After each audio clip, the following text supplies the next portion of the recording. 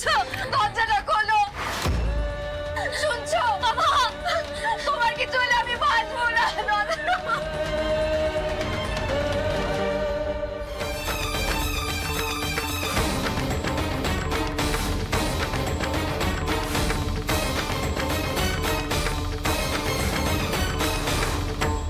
বাবা দরজাটা খোলো বাবা, মঙ্গলচণ্ডী আছেন, সব ঠিক করে দেবেন বাবা।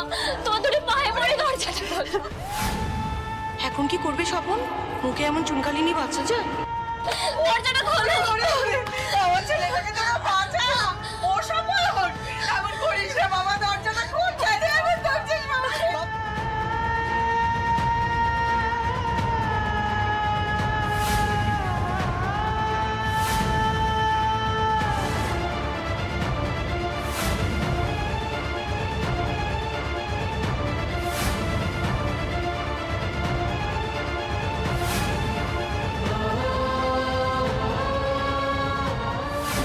বিয়ে করে আমি আমার জীবন নষ্ট করতে পারবো না, তাই আমি চললাম। এখন কি করবে স্বপন? মুখে এমন চুনকালিনি বাচ্চা যায়? ক্ষমা করিস তোরা।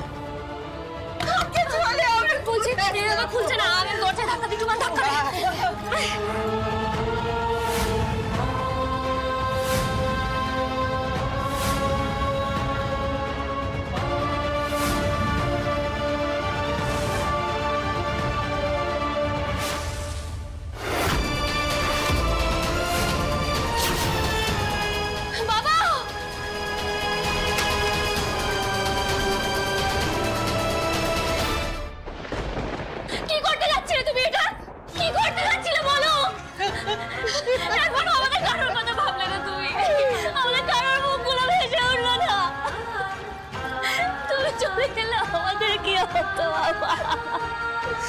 তুমি যে আমাকে বলতে বিপদে শক্ত থাকতে, তো তুমি নিজে শক্ত থাকতে জানো না?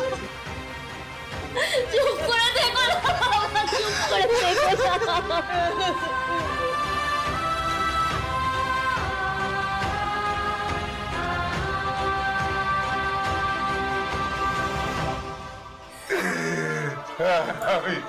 আমি এটা হতভাগ্য আপনি মা,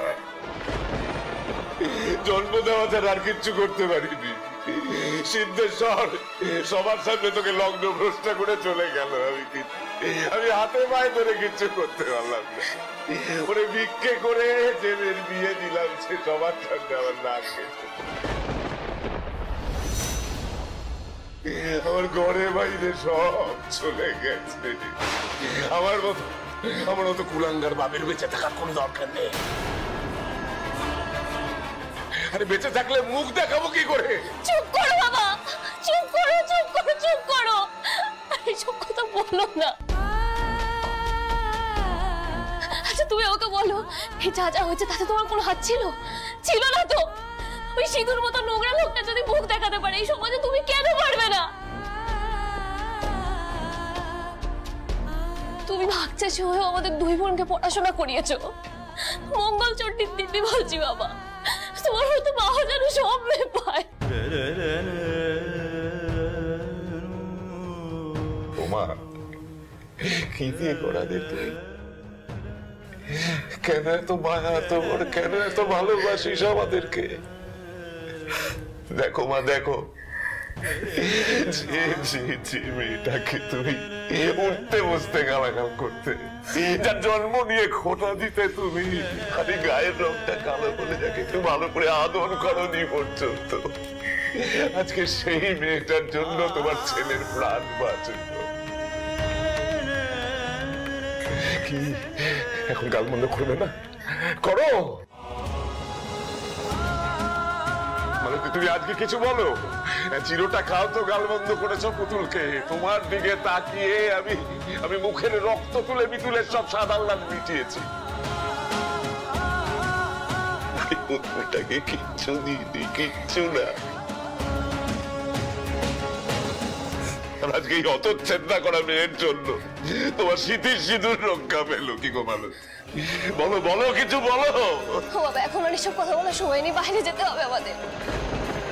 দিদি ওদেরকে ঠকালেও ক্ষমা হলেই চাইতে হবে বাবা। এখানে বসে থাকলে হবে না। আমি পারবো না রে মা, ওদের সামনে আমি মুখ দেখাতে পারবো না। ও বাবা, বাবা আমাদেরকে পারতেই হবে, এখানে মুখ লুকিয়ে বসে থাকতে পারবো না বাবা, আমাদেরকে যেতে হবে। তুমি চলো এবার তোমার মাটা আমাকে নিয়ে যা। তোমরা যাও, চিন্তা করো না, আমি বাবাকে নিয়ে আসছি, তোমরা যাও। আমি চলো।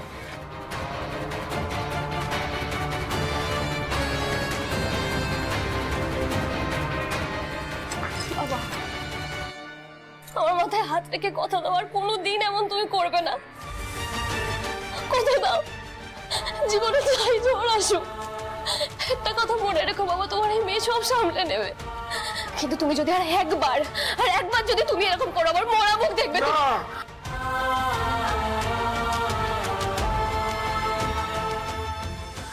বাবা, আমাদেরকে যেতে হবে, ক্ষমা চাইতে হবে। বাবা ওঠো ওঠো, তুমি পারবে, ওঠো চলো।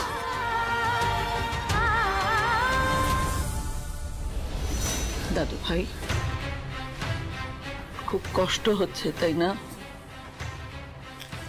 কষ্ট হওয়াটাই স্বাভাবিক, কারণ তুমি ভালোবেসে ঠকেছো।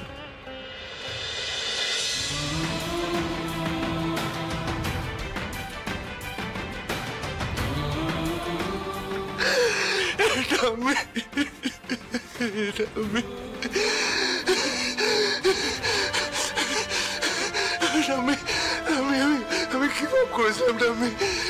আমি কি ভাব করেছিলাম? আমি বলো না, আমি কি ভাব করেছিলাম? না আমার ভালোবাসা কোনো কামতি ছিল না। আমি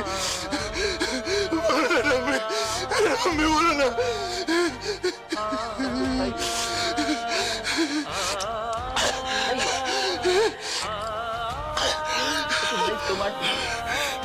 তোমার ভালোবাসায় কোনো খামতি ছিল না, কোনো খাদ ছিল না, কোনো ভুল ছিল না। ভালোবাসার মানুষটা ভুল ছিল। আমার মনে আছে দাদু ভাই, তুমি আমাকে একবার জিজ্ঞেস করেছিলে মিতুলকে নিয়ে আমার মনে কেন খটকা আছে। আর যখন আমি আশীর্বাদ করছিলাম ওকে, ওর বারবার ফোন আসছিল, বললো যে ওর কোচিং এর স্যার নাকি ফোন করেছে। কাল তুমি মিতুলকে আশীর্বাদ করে এলে, তারপর ওকে নিয়ে এমন সন্দেহ, আমার না খুব